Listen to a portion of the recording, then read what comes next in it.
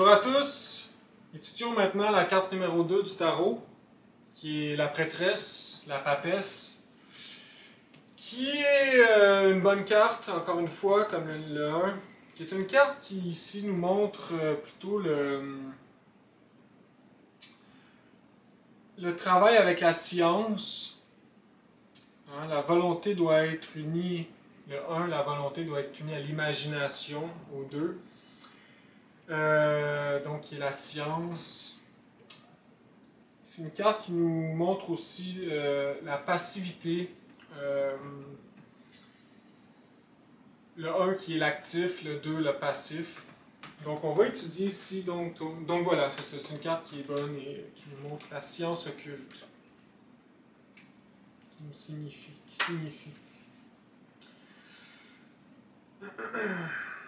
Donc, on voit ici la prêtresse qui est assise. On va lire, ça va être plus simple. Dans les eaux de la vie apparaissent deux colonnes du temple d'Isis. La blanche Yakine et la noire Boas. Chacun des deux colonnes comporte 4 échelons qui représentent les 4 corps de péché, physique, vital, astral et mental. Ici, on se réfère à dans les eaux de la vie, les deux colonnes en bas.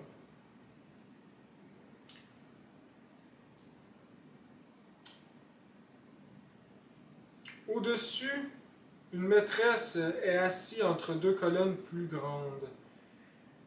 Elle est à l'intérieur d'un temple. C'est pourquoi les colonnes sont inversées du côté où nous les voyons. Donc on la voit de l'intérieur. En étant assis, elle nous indique son aspect passif.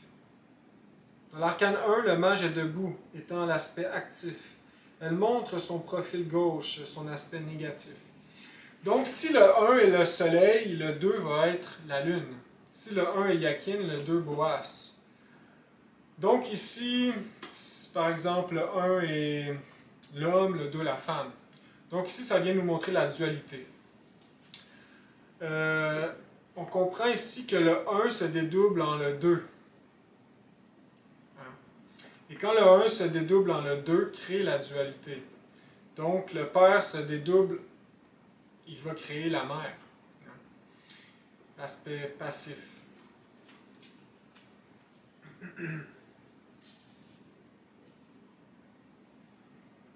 Donc ici on peut voir son voile parce que c'est Isis, ça représente notre divine mère Kundalini. Hein, la partie de notre être.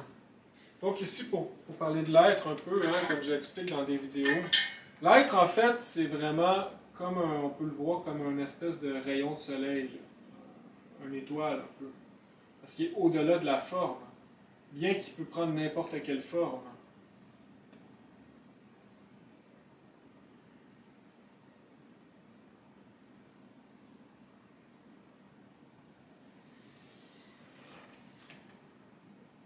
Et dans sa... Donc, chaque rayon, c'est une partie de l'être. Et chaque partie de l'être est en fait un peu une vertu, un pouvoir. Par exemple, tu as la partie de la loi, le Kaon, tu as la partie de l'intercesseur élémental, celui qui agit auprès des élémentaux, qui a le pouvoir sur les éléments.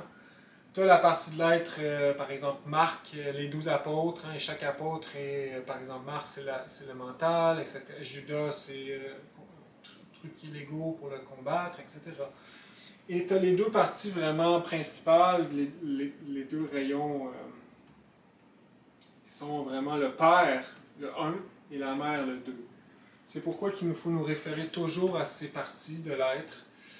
Le père qui est un peu plus un guide, c'est lui par exemple qui va auprès des maîtres pour nous, quand on fait des prières, pour nous les apporter ou qui va négocier auprès des maîtres. Et la mère, elle, c'est elle qui gère plus les énergies à l'intérieur de nous pour notre éveil. À la destruction de l'ego, juste la partie de la mère, ça sépare en 5 parties. Hein? Donc ici, on voit la complexité et la beauté de l'être, hein, qui est... et nous, et l'être, on dit qu'il y a 2 âmes, hein, l'âme divine et l'âme humaine.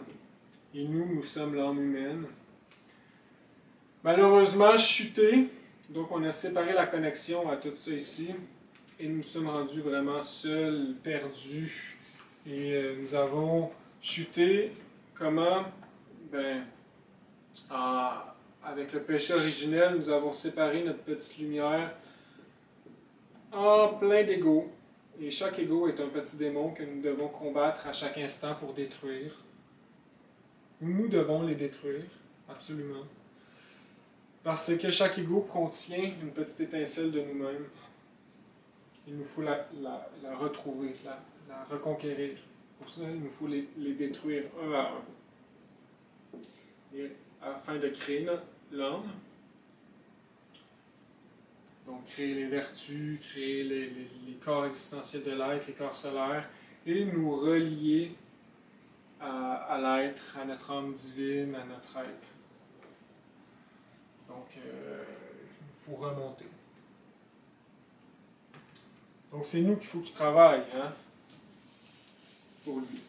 Mais il va nous aider, comme je dis, avec toutes les parties différentes de l'être. Tu as le Christ cosmique aussi, hein, qui est en lien avec la mer. Donc, cette carte numéro 2, le dédoublement du 1, donc ici, on dit la Kundalini, notre mère divine, mais aussi notre fils, parce que ça représente ici Keter, pas Keter, Chokmah, qui est la deuxième séphirote, et donc Keter qui se dédouble en Chokmah, qui est la sphère des Christ, hein, qui est encore une sphère aussi, une dimension, hein, très élevée, où c'est des Christ qui règnent, des maîtres. Mais à l'intérieur de nous, ça représente le Christ, le Fils. Donc ici, se dédouble en la mère, mais en le Fils aussi, parce que la mère et le Fils ne forment qu'un.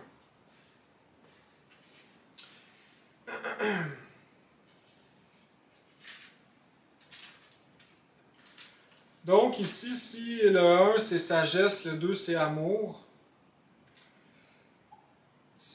Il dit aussi un petit peu plus loin, c'est intéressant, que le 1 c'est la volonté, puis le 2 c'est l'imagination.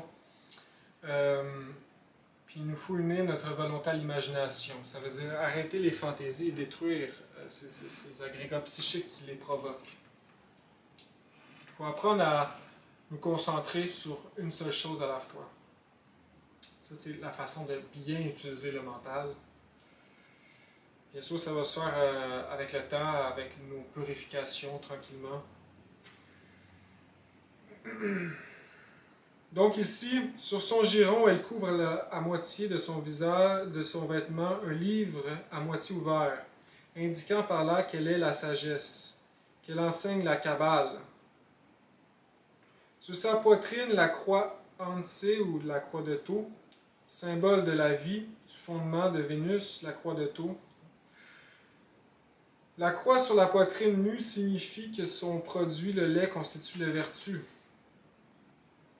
Donc, c'est grâce à elle qu'on va développer nos vertus, hein, parce que c'est elle qui détruit les démons rouges de Seth à l'intérieur de nous. Donc, ici, la Kundalini, on peut dire aussi que les deux polarités, hein, la lune noire et la lune blanche. Donc, la lune noire, c'est Kali, la mer noire, qui est négatif, qui est l'organe Kundartigwater, la magie noire. Et tu as Kundalini, qui est la destruction de l'organe Kundartigwater, qui est notre mère divine, notre prêtresse, qui est la magie blanche. Par cette carte, on montre ici la science occulte. C'est cette science qui est la science de l'alchimie, hein, qui est le travail dans le grand arcane, la transmutation des eaux en feu.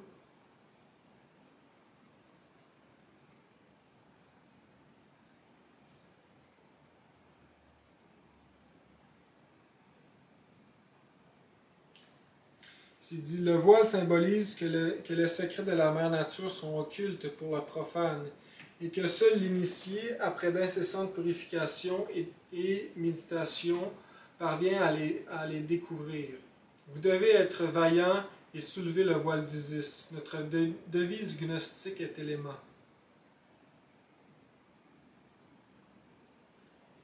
intéressant ici, il dit le 1, le Père qui est en secret, est l'éternel principe masculin. Il est en soi Brahma, qui n'a pas de forme, impersonnel, ineffable, et que nous pouvons symboliser par le soleil. Le 2, la mère divine, est l'éternel principe féminin, que l'on peut symboliser par la lune. Brahma n'a pas de forme, il est cela, mais en soi, il est le gouverneur de l'univers. Ishvara, éternel principe masculin, le principe universel de vie. Donc ici, c'est intéressant. Il dit le principe universel de vie se déverse dans l'éternel principe féminin universel, qui est le pralaya de l'univers, du cosmos, le sein fécond, où tout naît et où tout retourne.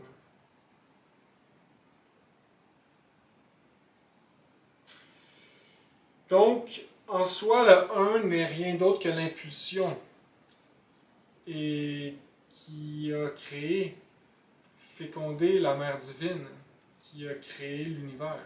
Donc, Malkout représente, est féminin, représente la mère divine. Tout le plan physique, le corps physique, c'est féminin dans son aspect. Les planètes, etc., le cosmos, les étoiles.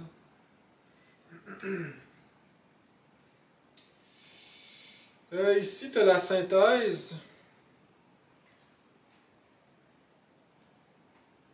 En fait, il y a plusieurs synthèses. Donc ici, il dit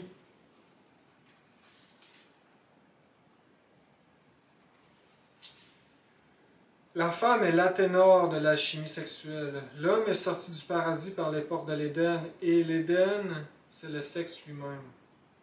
La porte du paradis, c'est le sexe. La femme est la porte. La Kundalini est le feu sacré de l'Esprit Saint. C'est le feu de la Pentecôte. C'est le serpent aigné de nos pouvoirs magiques. La Kundalini est enfermée dans le chakra Muladhara situé dans le coccyx. Ici, il dit le secret pour éveiller la Kundalini est la suivante. Bien, vous irez le lire dans la description que je laisse en bas. L'arcane AZF, magie sexuelle ou Maituna, ne peut se pratiquer qu'entre époux et épouse dans le foyer légitimement constitué. Légitimement constitué. La pratique de l'arcane doit se réaliser une fois par jour. Si elle est pratiquée 2 fois par jour, on tombe dans le négatif en violant la pause magnétique qui permet de récupérer.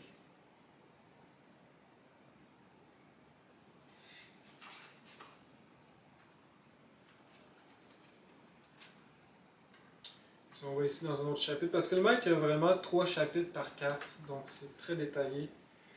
Donc ici, il dit le numéro 2 est en lien avec le taureau. Attends, on a-tu fini tous les symboles, là?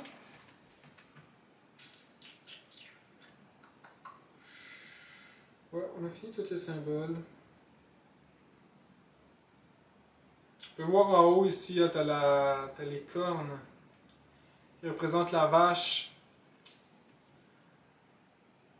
ou le veau, ou Kabir, hein, le Christ.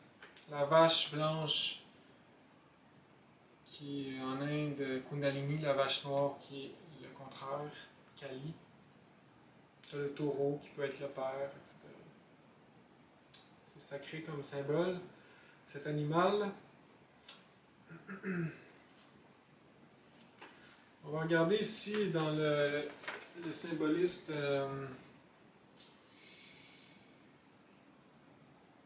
du tarot de Marseille, la papesse. Donc on voit ici la lune, on voit ici le voile qui est à moitié découvert. Elle détient des clés. Le livre qui est à moitié ouvert. Donc il y a une partie occulte et une partie révélée. Le sphinx. Et les 2 colonnes. Là, on peut voir le plancher aussi avec la dualité du blanc et du noir.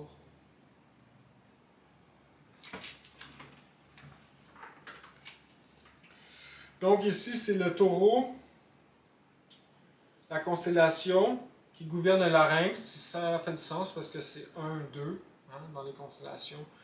Et le larynx qui est créateur, donc ça fait du sens aussi, hein, parce que c'est Le 2, c'est vraiment la lumière qui resplendit. Le 1, c'est l'impulsion, et le 2, c'est la lumière qui resplendit à l'intérieur de nous, dans la création. Il parle du larynx créateur, cet utérus merveilleux qui enfante la parole, le verbe. Sa note musicale est le ré, sa couleur le violet, son métal l'argent et sa pierre précieuse l'émeraude. Intéressant ici, l'argent, c'est le cancer qui est féminin, qui est la lune. Donc on peut voir la sous-influence. Et ici l'émeraude qui est la vierge, aussi le ventre, où est-ce que la femme enfante l'enfant. Donc on peut voir ici les sous-influences des constellations aussi dans cet arcane. La thyroïde, la clairaudience, ici il parle du « et ». Ici il dit la lymphe et l'estomac correspondent au nombre 2, de même que la lune.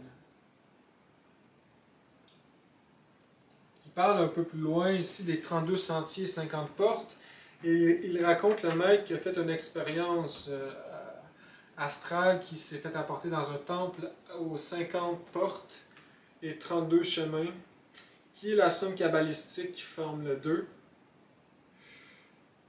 Et c'est intéressant parce qu'ici, c'est en lien avec un rituel gnostique où l'on dit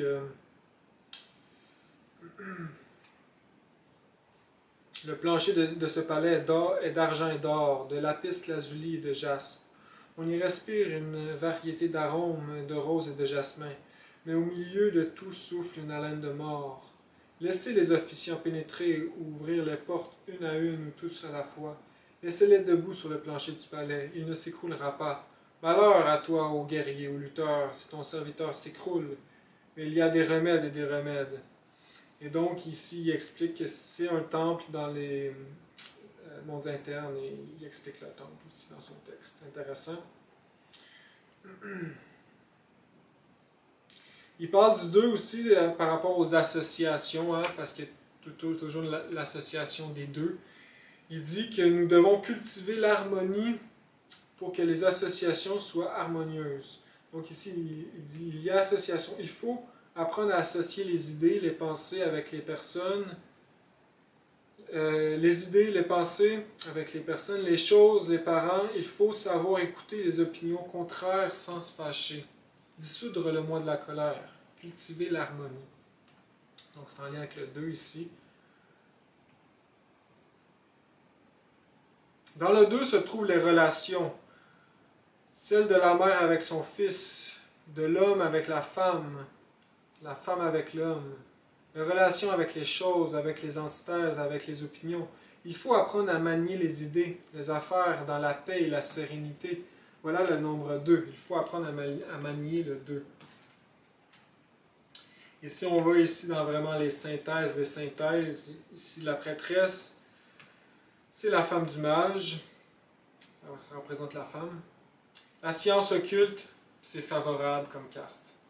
C'est une bonne carte si on la pige. Il dit ici,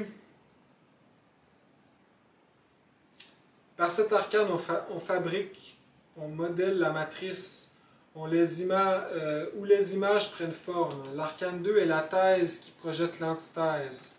C'est la fontaine où s'accumulent les eaux de la source. C'est la manifestation duelle de l'unité. L'unité, en se dédoublant, donne naissance à la féminité, réceptrice et productrice de toute la nature. Donc ici, on peut sentir à quel point la femme, c'est sacré. Séphirote kabbalistique, Chokma, donc la deuxième séphirote. Lettre hébreu, Bet. Donc ici, Bet.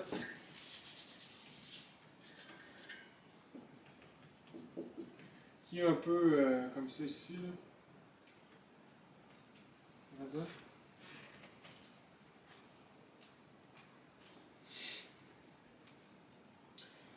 Donc l'axiome, c'est intéressant toujours pour nos méditations, qui dit « Le vent et les vagues favorisent toujours celui qui sait naviguer. » Le vent et les vagues favorisent toujours celui qui sait naviguer.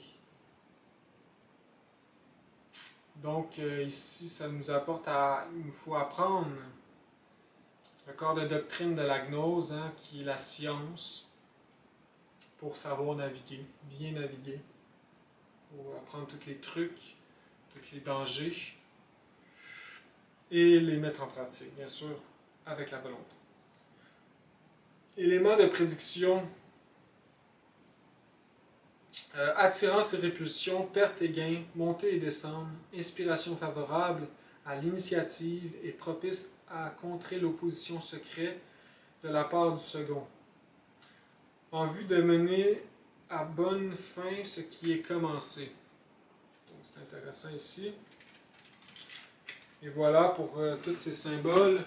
Ici, la lettre bête qui forme en fait le son B, la deuxième lettre en fait de l'alphabet, de notre alphabet, qui est symbolisé par le T bien sûr, Chokma. Donc ici, on peut voir ici, ça ressemble un peu à, en lien avec la gorge, avec le verbe. Et c'est intéressant dans l'alphabet hébraïque. On sait que l'alphabet hébraïque, c'est un alphabet mantrique. Donc chaque mot est écrit de façon significative à la gnose. Donc, par exemple, le mot, par exemple, Adam, eh bien, ça va être, par exemple, c'est pas ça, mais c'est un exemple, par exemple, Shin, Mem et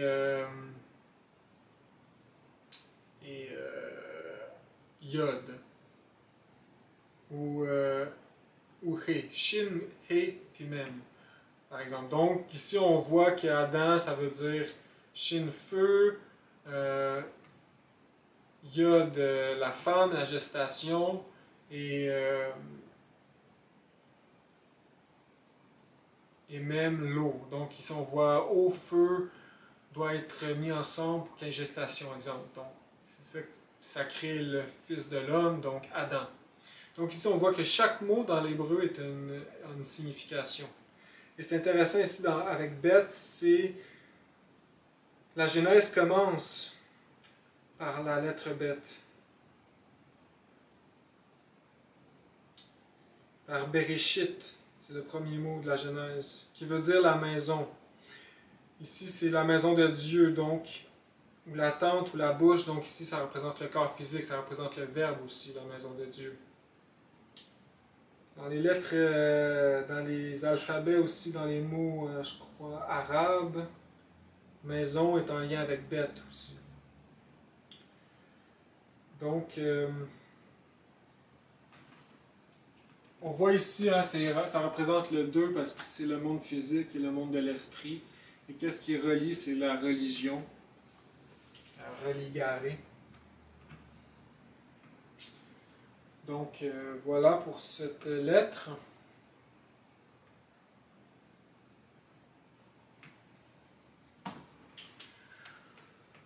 Pour finir, le maître nous donne une petite pratique ici, encore une fois, intéressante. Dans le cours ésotérique de Kabbale. En fait, on fait une méditation, on se concentre en la mère divine,